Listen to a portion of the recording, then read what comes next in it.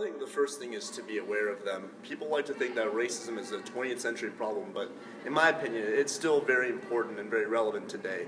The big thing is that a lot of people find issues in our society as just individual things that happen on their own, like police brutality is just something that is to be done in the police system, or unfair criminal sentences is just something to do with the justice system. But in reality, racism is the cause that permeates throughout our entire society. So the first thing that we need to do is educate ourselves and be aware of those sources of our main problems of racism.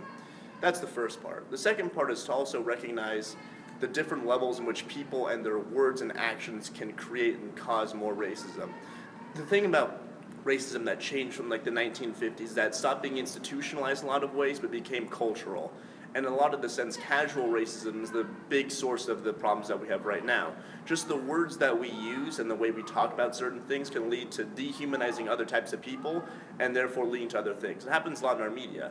I'm all for free speech and I believe everybody has the right to say what they believe, but a lot of the times we are turning different types of cultures and different types of people into more stereotyped and less human things. And it makes it a lot easier to justify awful things if we don't see them as human. So we need to watch the way we say things, the way we portray things in our media, and also recognize the sources. And in that sense, through that awareness, we can always be able to tackle the problems of racism when they come.